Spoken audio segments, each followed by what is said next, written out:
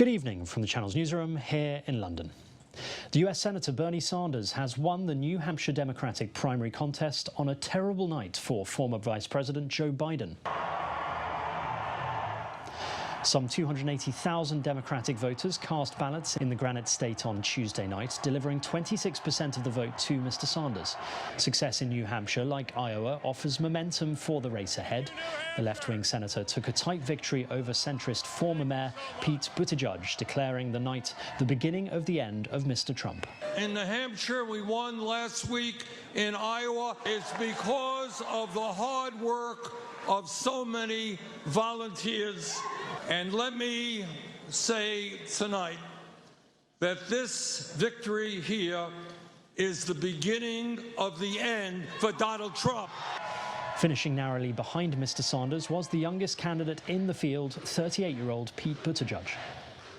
I admired Senator Sanders when I was a high school student. I respect him greatly to this day, and I congratulate him on his strong showing tonight. But it was a bad night for the former vice president, Joe Biden, coming 5th place, although he told his supporters not to lose hope. When you hear all these pundits and experts, cable TV talkers talked about the race, tell them, it ain't over, man. We're just getting started. Syrians have fled their homes around Idlib and Aleppo as bombing in the region has increased in recent weeks. Scenes in the town of Sarmada in Idlib showed vehicles of all types piled high with personal belongings, including carpets, blankets and other objects as people headed out. One man who had been displaced from Aleppo said that many people have no idea where they are going.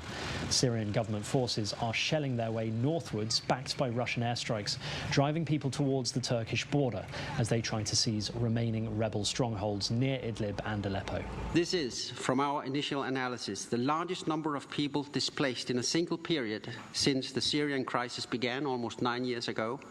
Singapore's biggest bank, DBS, has evacuated 300 staff from its head office as a precautionary measure following a case of the virus was confirmed in the company. In a statement, the bank confirmed that all employees on the affected floor were asked to vacate the premises and work from home. The statement did not say how many staff were impacted. Singapore has reported a total of 50 coronavirus cases on Wednesday, one of the highest tallies outside China.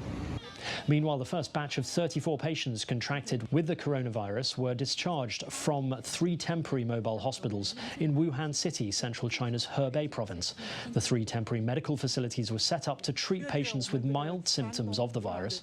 So far, nearly 4,000 patients have been admitted to the hospitals.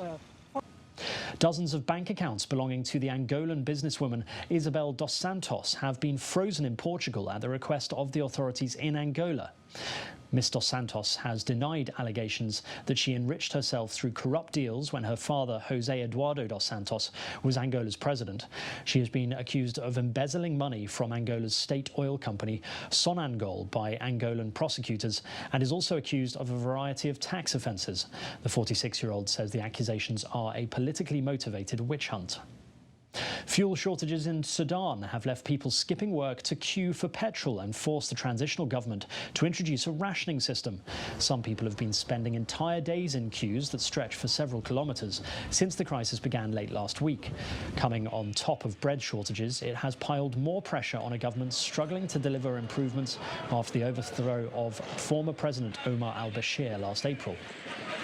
Australia has identified 113 animal species which will need urgent help after their numbers and habitats were devastated by recent bushfires.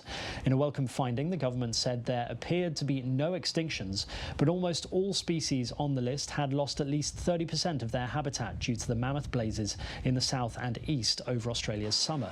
Koalas and wallabies, as well as bird, fish and frog species, are among those needing the most help. Researchers had previously estimated that more than 1 billion animals may have perished in the fires.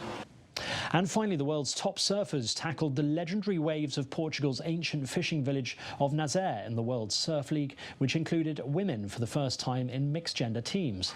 It's estimated that waves reached around 45 feet on Tuesday as active storms in the North Atlantic caused a solid swell, which together with light winds created exceptional weather conditions for the competition.